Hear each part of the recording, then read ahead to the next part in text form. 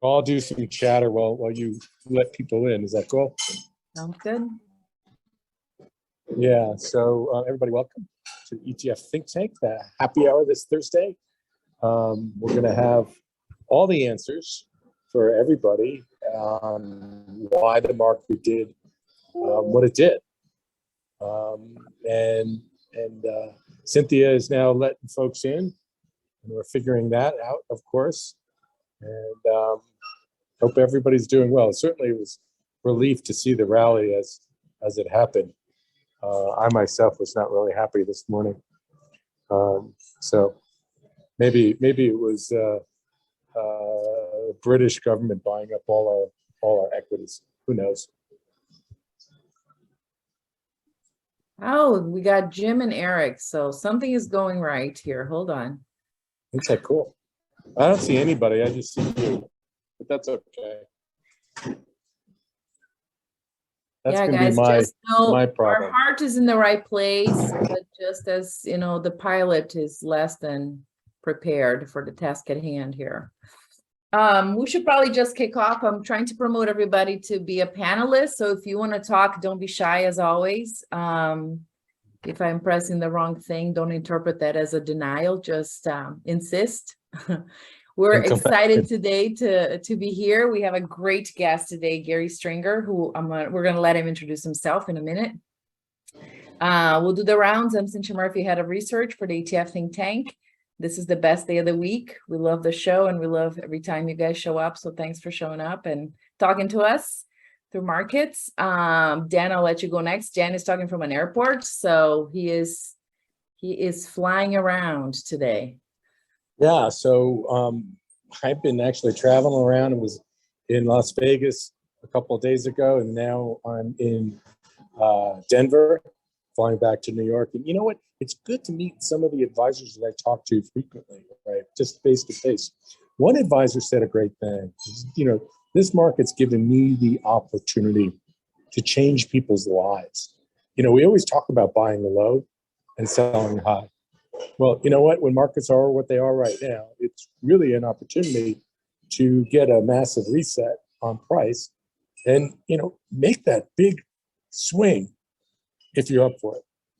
So anyway, I'm the ETF professor, also portfolio manager of Block with Mike Venuto. And with that, I'm going to hand it off to Dave Jazansky. Dave, you're out there, man? How's it going, everyone? David Jacansky here, fellow portfolio manager alongside the ETF professor. I focus on the SoFi gig economy / be your own boss ETF BYOB, as well as the Amplify inflation fighting ETF I win and our global macro allocations. And as Dan alluded to, I think now is a super interesting time because everything's cost basis kind of got erased. And so it's a time for turnover in advisor's portfolio, and you get to rethink everything you're doing, and every allocation could be considered again. And I back up the professor in that excitement in this time. So to Cynthia. That's 2 out of 3. I don't know what we're excited about, but you go, Gary. Introduce yourself. Well, I too am excited. It's great to be here with y'all. So thanks for allowing me to. Thanks for the invitation. So I'm Gary Stringer, Chief Investment Officer at Stringer Asset Management. We are an ETF strategist firm. I've been an independent organization for almost 10 years. Our core allocation strategies using ETFs go back to actually 2008. We first started managing actually ETF portfolios in 2007. So we've been at this for a few minutes, seen a couple different cycles with these ETF strategies. Some different things about us. We're global allocators, and we manage across the risk spectrum from growth, moderate growth, conservative growth, all the way down to income. So there's of the core asset classes, there's really nothing that we're not touching, looking at, considering. So I'm looking forward to a pretty broad and wide-ranging conversation today. So thank you. So before we start, the word of the day for our toasting exercise is protection. I think a lot of us could use some in our portfolios or otherwise. So just, toast away. But I think, Gary, I would love to just start with your perspective from the front lines on what exactly happened today. I read everything from it was desperate short covering to wait a minute, the data doesn't suggest that. No, it was actually dip buying. No, that's not what it is. It's just a dead cat bounce. No, wait a minute, that's not what it is. It's all about the VIX. So I would love to know, what exactly did we witness today in these markets? Well, in our view, we were kind of due for a little bit of a bounce here, because it tends to be when you have these just waterfall events where the market just keeps going down like it has recently, you're going to get some kind of relief rally. And maybe it was because, hey, CPI came up high, and so maybe that's the high of it or something like that. But we try not to put too much on any individual day unless there's like some big breaking news where it's clearly obvious. Otherwise it's generally speculation and noise. So, but in our view, we were kind of expecting some kind of a bounce, just because the market can't go down as it had forever. And so at some point you're going to get some kind of reaction back higher in the opposite direction. Inflation and all, like, I think, weren't we surprised with that inflation read? And I know in your end of quarter commentary, which I'd love for you to allude to it, was, you actually talked about inflation ebbing and things looking a little bit better, and the market, the economy not being in recession, like all the half glass full kind of view of the world. Do you still feel that way 2 weeks into October, or have you already changed? Yeah, so it's interesting you say that. A, we don't think the economy's in recession, and B, we do see inflation ebbing in the months and weeks to come. However, our recent updates, that the last commentary that we published publicly was in the quarterly was back in July at the mid-year, and then we've done a couple of things since then. Most interesting. So those things are still intact, that we're not in recession. We haven't been in recession this year. And that we think that the inflationary pressures are going to start to ebb, because the things that really drive inflation, the leading edge of inflation, are starting to roll over already. Things like money growth. The old Milton Friedman, inflation is always and everywhere, too much money chasing too few goods. Money growth spiked, and then lo and behold, 13 months later, we got a jump in CPI. But now we're starting to see that money growth start to roll over. So some of those things, and the commodity markets are basically in a bear market. So some of these things are starting to roll over. The core inflation is a laggard. It's a lagging indicator. So we're going to continue to see core inflation, but we think in the coming months, the headline rate will start to decline potentially pretty quickly. But as I said, we're not in the camp that we're in recession now. However, our view has pivoted to that we think that we're more likely to be in recession next year. The leading indicators that we track are suggesting that that the potential or the potential for a recession has gone from a possibility to a probability in 2023. So we've been preparing for that. And so what recession is that? Is that a GDP recession? Is that an earnings recession? I know Warren in our chats keeps commenting that this is the reversal of the markets, and I think all year we've kind of commented that it's just going to be a sideways back and forth market in this 15-20% trading range until it actually starts affecting the bottom line of businesses, which we've seen some effect in guidance. But I'm very curious to see what happens with earnings, because that's the bottom line. What really matters, we're going to pay a different multiple for it. But that changing drastically changes everything. And there's a big question mark and unknown. And I do think if earnings come in okay, we could see a little bit of a rally here. If I wouldn't necessarily agree with Warren that it's the total reversal, because I'm so curious if we're a 20-year consumption-led economy that has never felt inflation, and does the fear of inflation change our consumption patterns, or do we just go back? Lots of questions for you to decide between them. Yeah, sure. We do think it's going to be, so the idea that it's a GDP recession, we actually look back at what the National Bureau of Economic Research and how we tend to agree with how they look at it. Is it, so we would think about the jobs creation dropping, right? Jobs creation has been very strong this year. We expect that to go in reverse next year, and so the unemployment rate to increase.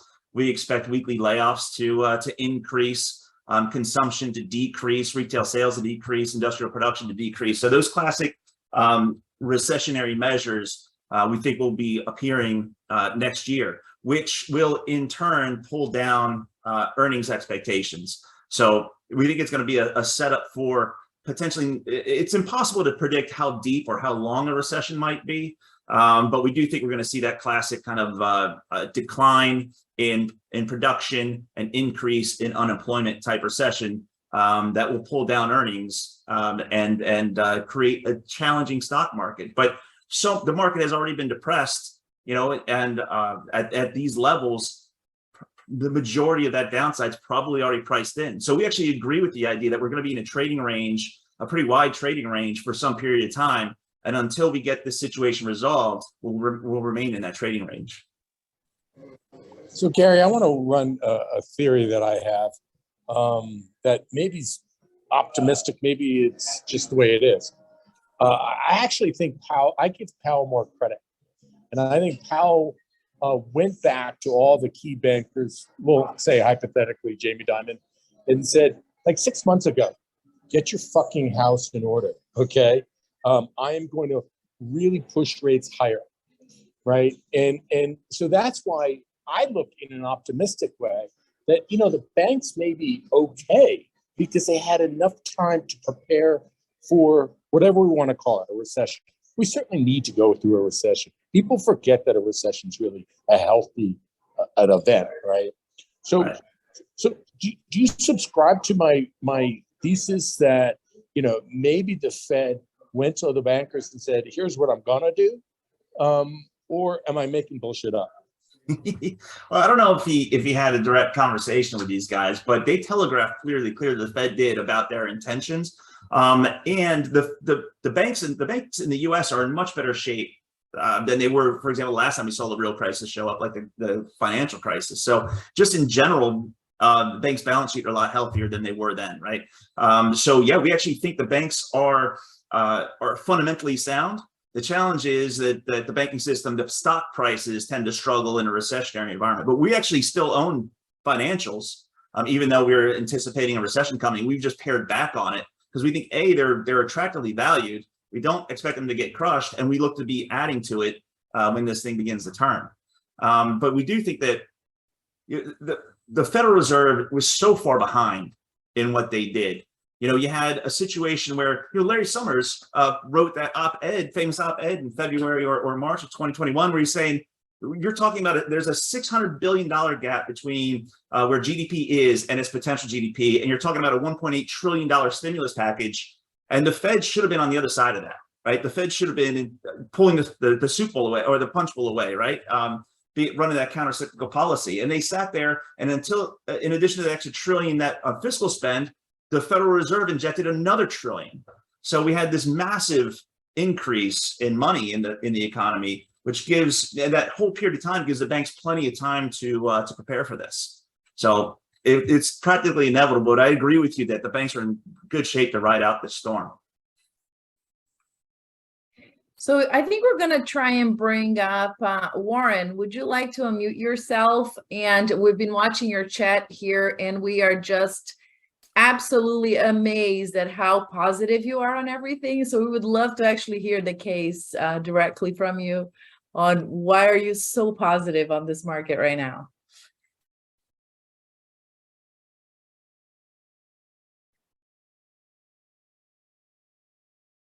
Let's see. Can you unmute or no? You might have, you can unmute him yourself. Okay, I'm unmuted. Yes. Go for it, Warren. I have seen this type of trading. I only handle my family money. I don't handle OPM because I have multiple accounts within my family. And when you can get that washout first thing in the morning, big time, 500. I would have liked to have seen 1,000, but 500 I'll take. And then come back up on the same day, recover the 500 plus add 500 more, and it ended up like 850. I absolutely positively know that the trading bottom, whatever, or the market bottom has been reached. I was buying stocks all the way down, and I was beginning to run out of money in my investment account. And I said, well, I'm staying. And then this morning I was getting hit all over the place. My God, if I didn't have those orders in, I never would have bought this morning's stocks. But I am absolutely positive that the bottom has been reached. Now, you develop the return market. I'm still convinced that, like Gary, they're going to raise the Fed rate at the end of November. I think 3/4 of a point. Powell is very committed to doing this. They're going to overkill, but the stocks have such incredible value at this point, and the dividends are there for my investment accounts, which is different than my trading account, which is different than my Black Swan account. I was already getting orders ready for my Black Swan account, okay? And I mean, that thing can lay there for literally forever. And I started learning how to buy 90-day T-bills because I have so much surplus money and, cash in the Black Swan account while I was running out of money in my investment account. So I can brag and say, hey, I've got, which is true, 72 years in the stock market. And I've learned over the years what a bottom looks like. So there's going to be a tremendous number of skeptics because that time, a couple of weeks ago, it went up, 1,000 points or something like that. And then it went up again. And I said, no, that's a fake out. And I was writing calls. I write calls against the investment position. Then in the trading account, I started doing naked calls, which of course really gets me very, very nervous. I do this because I love the game. So I'm telling you that there's going to be a lot of skeptics. They're going to think it's a dead cat bounce. It isn't. This is the beginning of a new bull market, and I bet you it's going to be up tomorrow. Okay, for sure. Did you get Putin's sign off on this that we're like all systems go on the volatility front? No, I'm sorry. David, what? Oh, I asked if you had a Putin sign off on volatility forever disappearing again in the market in the near term. You want me to sign off? I could sign. Is that what you said? No. You're good. You're good, Warren. Hey, Warren, Okay. what's the story? So, what's the story? Hey, Warren. And in my trading account, I will slowly begin to take profits as the stocks rise. And where I've also sold calls, and I'll let those get called away rather than do what I normally do, which would be a roll out, roll up, which I do in the investment account, or I tend to do it in the investment account. And so, I mean, I'm positive. I'm just absolutely positive that today was a bottom. I've seen it happen before. Okay. So Warren, two things. One, give us the story behind your shirt, and then two, tell us about how. Who's talking? It's Dan. Can you hear me now? Yeah, Dan. Okay. You're on the phone, Dan. Tell us about your shirt. Yeah. Tell us the story. My daughter about got your this. Shirt. My daughter got me the shirt. Warren, the man, the myth, the legend. So my daughter is here, and so I have to wear the shirt. I'm in Florida. She lives in New York. But because of Judy's condition, she comes down about every 6 weeks. But she's learning how to write covered calls. She runs her own portfolio. And so when she makes a mistake, in terms of a buy, she bought Minnesota mining way too high. And but then I started slowly nibbling on it way downstairs. I love aristocrat stocks, okay, because they pay me. I want to say I don't have, I won't have Facebook or whatever it's called, Metaverse or Google or anything that doesn't pay me dividend.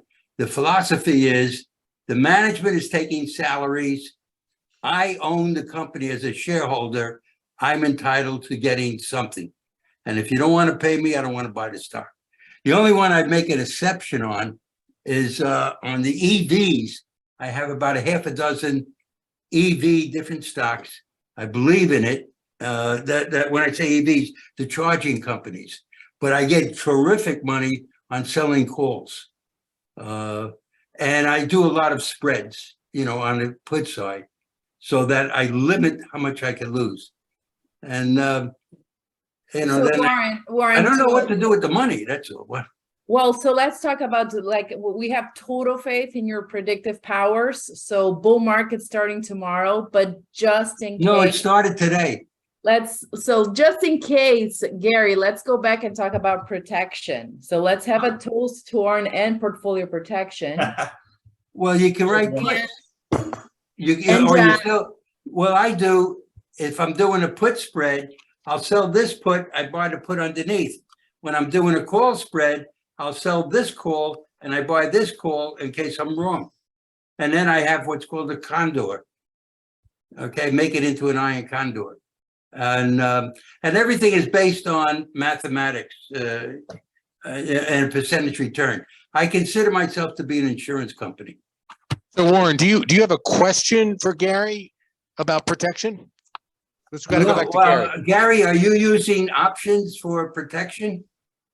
We are not using options for protection. So we're using ETFs exclusively.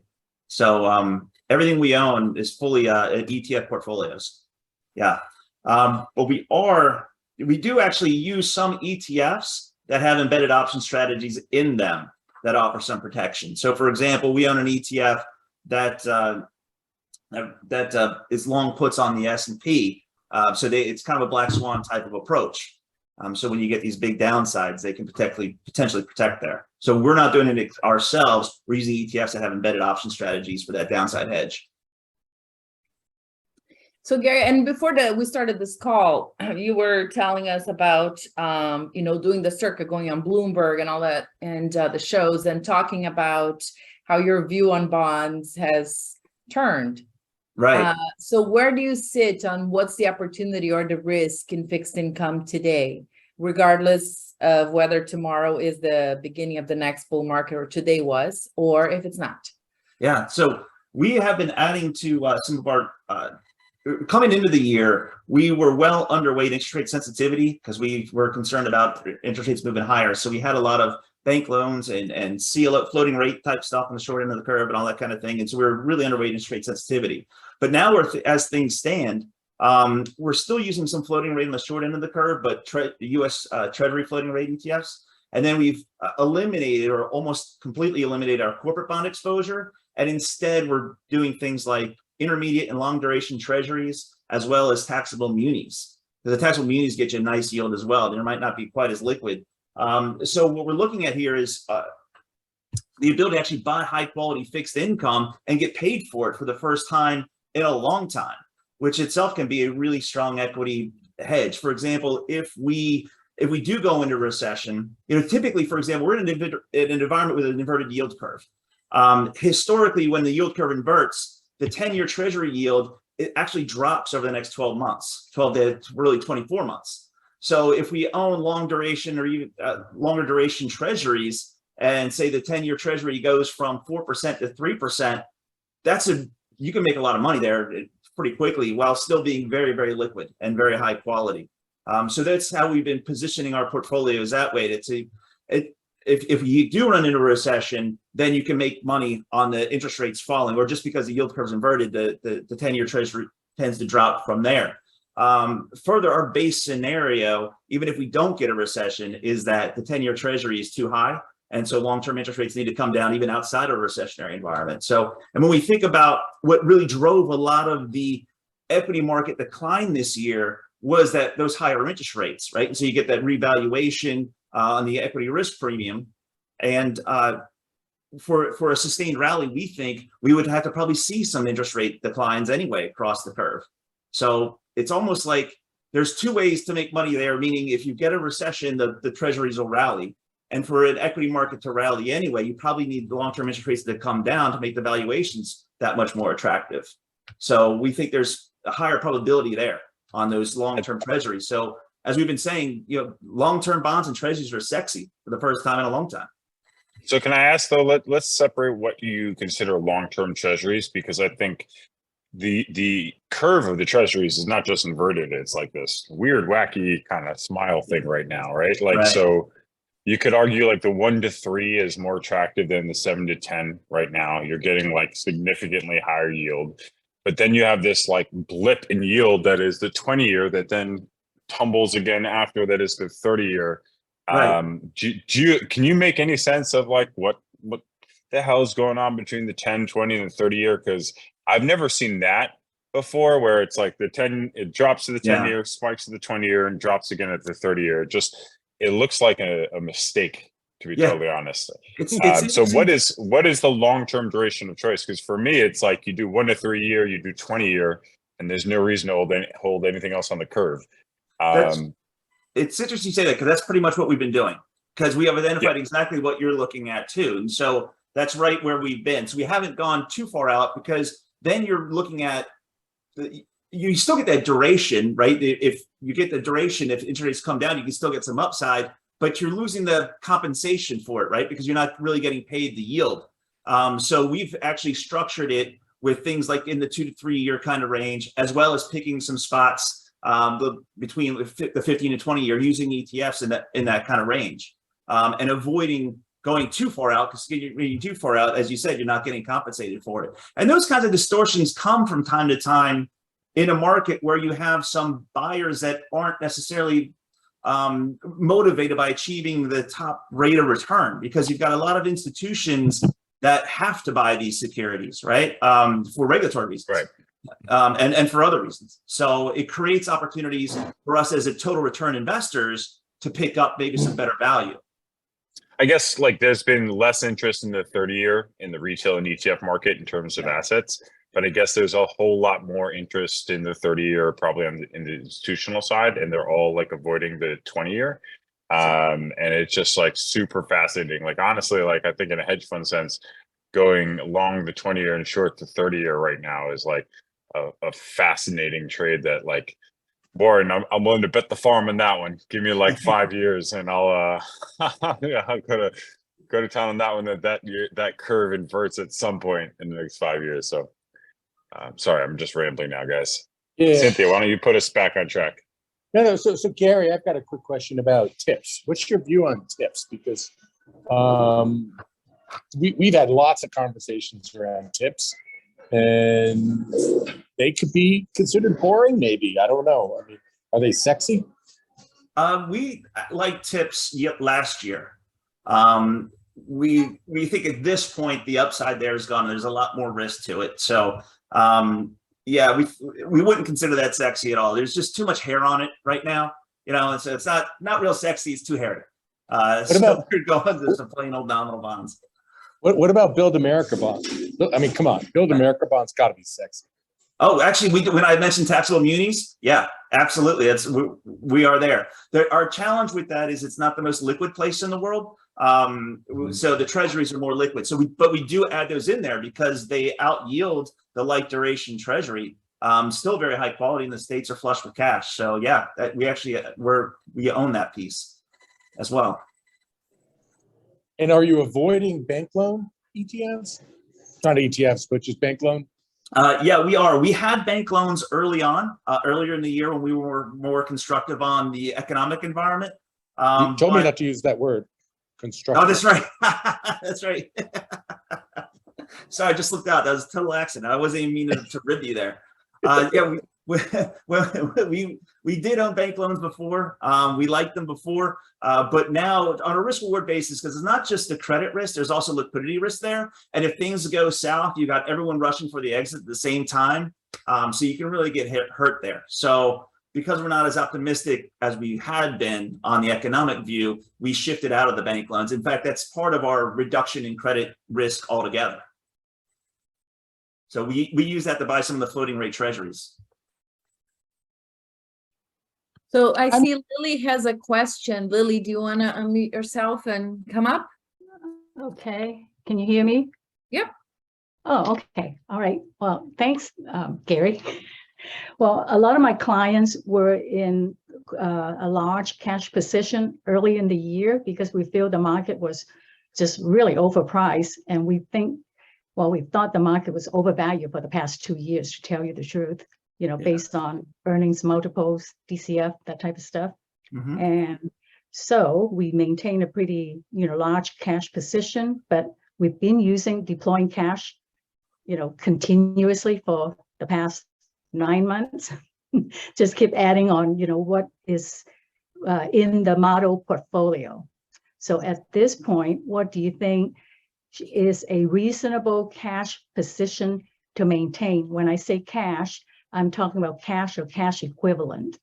Right. And my second question is there any fat tail event that you are anticipating? That's a great question on that fat tail event. There's by definition, you can't predict a fat tail, right? So Right. there's and with the amount of liquidity the banks have, the health of the balance sheets, that's not likely gonna be one. But if there one's come, this is one of the reasons why we own an ETF that has a put strategy within it, so that if a fat tail does show up, if that left side risk does become manifest, that's our embedded hedge. So we have that as a strategic position in our portfolios all the time, just because we recognize that we won't be able to see it coming.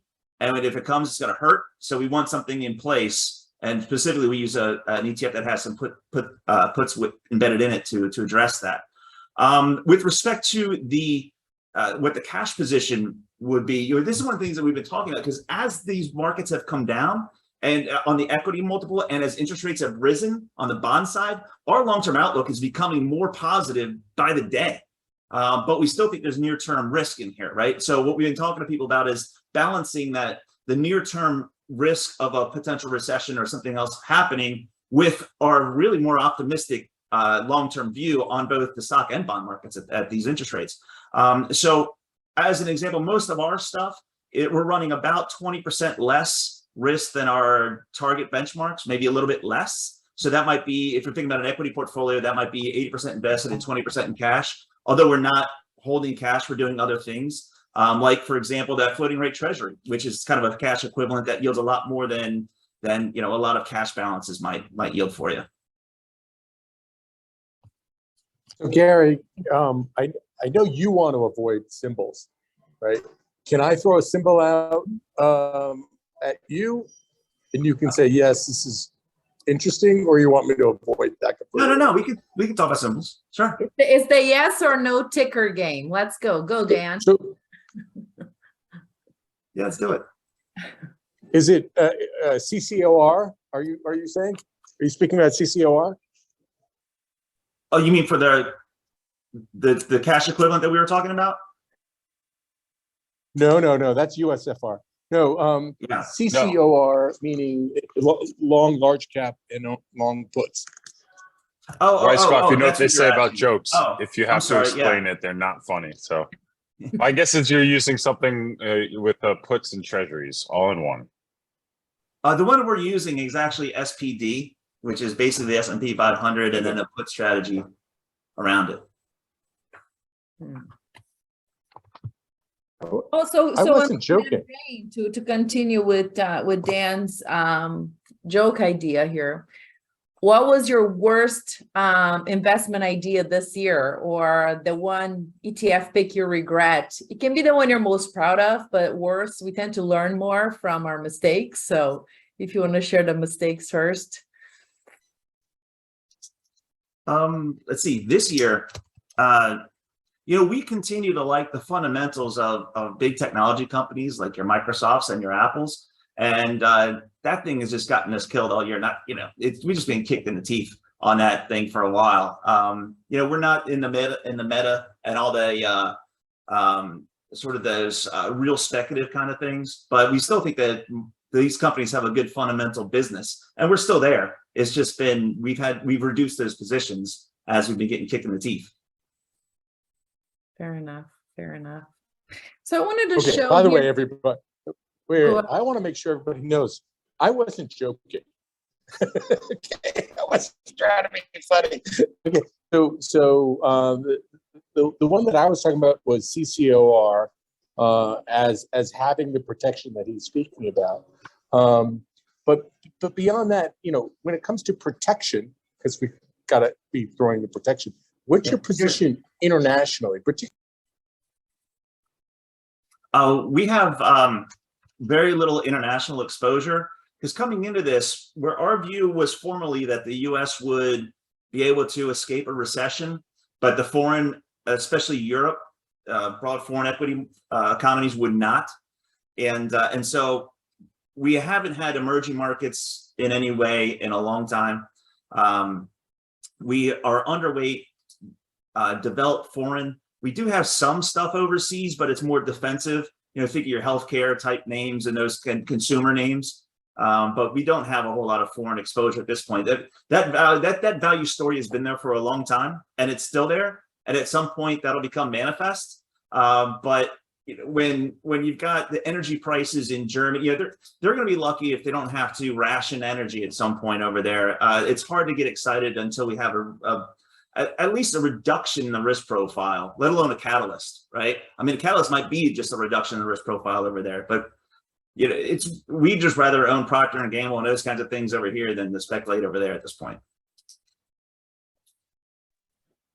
Yeah, it's Do you have an funny. opinion I on? saw today. Sorry, Dan. I saw today on I think it was probably on Twitter that in France, teenagers are going around to stores at night and through the outside disconnecting light fixtures to save energy because everybody's starting to get so panicked about waste of energy because the crisis is so real that people on the streets are taking measures against businesses and stuff who leave the lights on overnight or things like that. So that probably is the biggest overhanging story for the months ahead.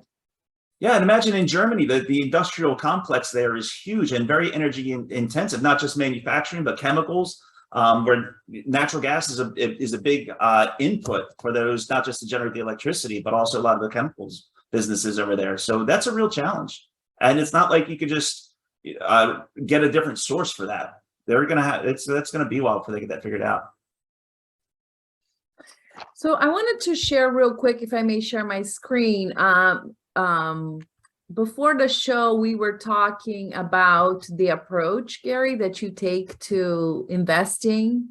So I just wanted to run through that because I thought it was just interesting, the whole conversation about, you know, different ways to measure risk, but like having layers of risk in a portfolio, and just your statement about, you know, the meat and potatoes, comfort food, the type of investing that's your company's profile. Mhm. So if you want to talk us through a little bit of it, so especially what's this cash indicator?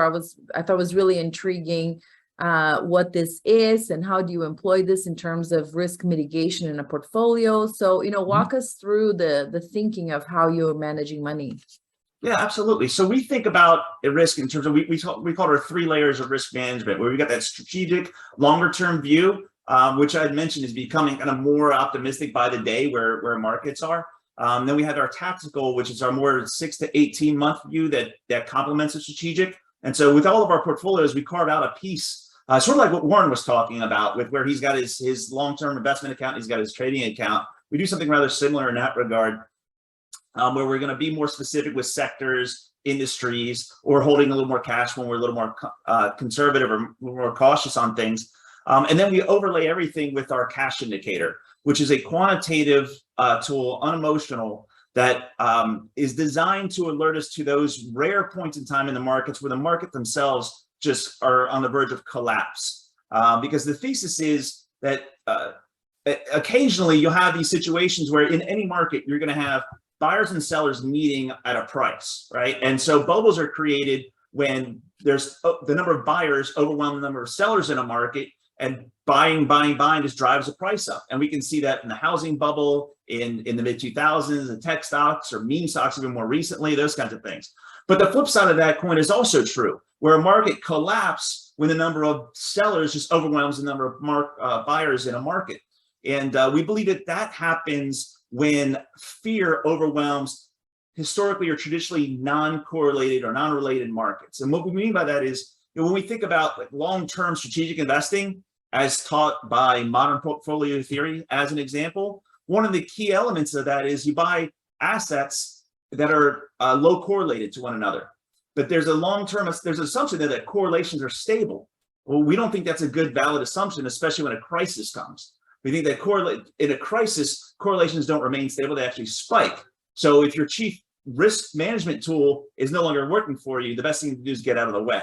So what the cash indicator does is it measures fear in the equity market and fear in institutional credit markets. And where fear overwhelms those typically non-correlated markets at the same time, it happens historically about once every 7 years. That's an opportunity where you'd want to just get out of the way and raise some cash. So we would be 25% cash, or even in an extreme event, we would be 50% cash, which would be very rare.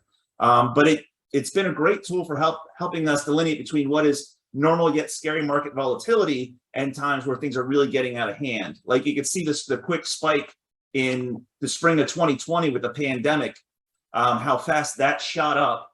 So we were in cash at that point, and then the Federal Reserve came in with both hands and provided so much liquidity to the market that things quickly got rolling again. We were able to protect to the downside and get reinvested rather quickly. So it's a quantitative, unemotional tool that helps us delineate what is typical and normal volatility for something that is truly a market breakdown. Yeah, like look at the 2008 moment too, like super dramatic. Exactly. You have a question? Yeah, so Gary, how does this really fit with, I get you're talking cash, and cash may be different than the dollar, but how does this fit with the trends in the dollars? Because, you know, for me, the dollar trend will lead to many people making outsized decisions, right? If the dollar starts coming down, it means something, right? I mean, what's your view on the dollar? We are in the camp that the dollar is going to remain strong at least for some period of time, because it's of the various economies. If you want to look at it like a microcosm, look at what happened in the UK with their currency and what happened then, and then the central bank had to step in and quickly reverse course from going from quantitative tightening to quantitative easing to keep the pension plans from going bust, right? Or we look at Japan with their yield curve control and what that has done to their currency. You know, because the U.S. economy is a more fundamentally sound economy, it's supportive of higher interest rates in the U.S. It means the Federal Reserve will likely not have to do quantitative easing as aggressively or as these other central banks have had to do, which means that there'll be remaining strength to the U.S. dollar. So we don't think the dollar falls in the near term. Although if the dollar was to start to fall, that would actually be one of the bullish signals to start investing overseas. We just don't see that happening in the near term. Yeah, I mean, do they really have to do QE, or do they? It's really just a delta in their stance, right? Hey, where was the expectations of the Fed yesterday versus the Fed today? Like, right. They just need to stop selling bonds, stop raising interest rates. Like, there's all these little things they could do that's not QE that I think could also take the dollar down. It could, but absolutely. It's also relative to what the other central banks are doing. Right. Yeah. Yeah. Yeah. I guess the question is, like, will they continue to raise rates past this calendar year? That's the bet that I keep trying to figure out, is like, is that last hike in the first quarter of 2023, or is that last hike in December? And if it's in December, you know, Warren might be right. So now might be the time if it's in December. So I don't know if you have any thoughts on that, but our thought was that they could have stopped tightening already and just take a pause, because they've done an awful lot of heavy lifting in a short period of time, and it takes time for Fed action to actually become manifest in the economy, right? And so they've done a lot of work very quickly, and they keep going, and you can actually hear Powell's comments when he's talking about, when he made those public comments about history shows that when the Federal Reserve pauses, when the central bank pauses, then inflation can come back. And that to me is Arthur Burns in his head. Arthur Burns was the central bank chair, the Federal Reserve chair in the 70s that has been blamed for that start-stop kind of methodology in the 70s that unleashed that inflation situation. So I think Powell probably is looking in the mirror and seeing Arthur Burns and saying, I don't want to be Arthur Burns. And I think he's in his own head, rather than looking at the actual data and what they've actually done and its implications. He's in his own head thinking about, I don't want to be Arthur Burns. And that to me is a downside risk. Hey, Lily, so do you have another, hold on, Lily, do you have another question? Because you've had your hand up for a while. Just want to make sure we get you in if you have another question. I will take that as a no. Oh, you can think about it. Go, Dan. You're Hey, muted. Gary, would you say, yeah. Hey, Gary, would you agree that basically everybody's sitting back watching the bond market right now? And whether he does 3 quarters, now and then another 3 quarters, once that stability takes place, the question is going to be, how aggressive everybody becomes. And for me, depending on exactly how the economy is set up, the growth area of the market, and I, obviously I'm biased because I'm a portfolio manager of Block, which is a growth strategy, right? But what I'm thinking is you could see a major rebound despite, not that earnings are going to explode, but just that the multiples have contracted. Right. Yeah, we would agree with that. And this is one of the reasons why we still have, some of those growthy kind of technology related names that's still in there. That the multiple contraction has been pretty severe and relative to those interest rates. It's like they talk about those long duration equities kind of thing. If those interest rates come down, that can really unlock a lot of value there, which is one of the reasons why we're holding on to that. Yeah. We don't want to abandon that. There are some places that we think are expensive, like the consumer's discretionary sector, we think is still expensive. But other areas like your classic blue chip tech and those kinds of things, we still find them attractive. So this is one reason why our long-term outlook is so optimistic. We're like, come on, we just want to get past this. Let's get the Federal Reserve out of the headlines every day and let the economy settle in. And then there's good times ahead in our view. We just got to get on the other side of this. So Dan, we're gonna we're gonna wrap up around here. Gary, I'll give you 1 minute to give us, as we are last quarter of the year, what would you say the main thing to watch out for that we haven't discussed already, or something that you're really concerned about? And then we're gonna let Dan hop his flight. He's gotta make it to New York, and we'll see everybody next week. So Gary, any final thoughts as we brace for the end of the year here? Yeah, so we think that we're going to see continued volatility. Our base view is that we're going to see continued volatility in the markets because our base view is switched to the U.S. is probably going to enter a recession next year, which is going to be bloody headlines all over the place, right? When we actually do get earnings markdowns and all these kinds of things. But I want to reiterate, panic doesn't help, right? It's important to have a disciplined process and see that we've been talking about. There's some real interesting valuations out there. And so once we get on the other side of this, there's some great opportunities. So put the headlines away, follow your process. And there's some, like Warren was talking about, there's great opportunities out there. That's awesome. Guys, thanks again, everybody, for coming. Sorry for the clunky maneuvering here, but we'll make sure Dan is driving next time, all the commands. Always a pleasure to see everybody. Thanks so much, Gary, for joining us today. And we'll see everybody next week. Bye, everyone. For the record, Cynthia, you did a great job driving. Yeah. Thanks, Dan. Have a safe flight. Bye.